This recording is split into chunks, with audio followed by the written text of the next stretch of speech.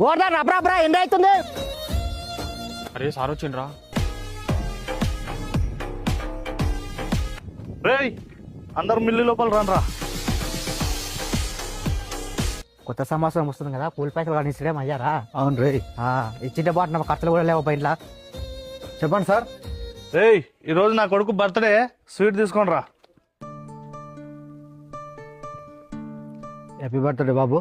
Thank you uncle. పోయి పని చూసుకోపోండి రా. అరే లోపల కొడుకు కొన్ని దేపరా. వాణ్యాలకు సేకాన్ని ఇస్తున్నాం రా. వన్యాలు తక్కువ కులం వన్యాలు, లేబర్ నా కొడుకులు రా. ఇంకోసారి వన్యాలు ముట్టుకోదు సరేనా?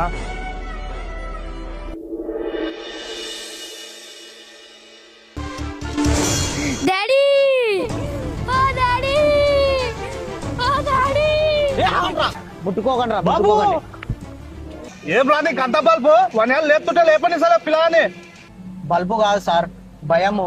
చెయ్యి ముట్టుకుంటేనే చెయ్యి అడిగినావు, మనిషిని ముట్టుకుంటే గంగ స్నానం చేపిస్తామన్న భయంతోనా ముట్టుకోకండి అని చెప్పినాయా? పని చేసేటప్పుడు గుర్తురాని మా కులం మిమ్మల్ని ముట్టుకున్నప్పుడు గుర్తొస్తుందా సార్ మీకు?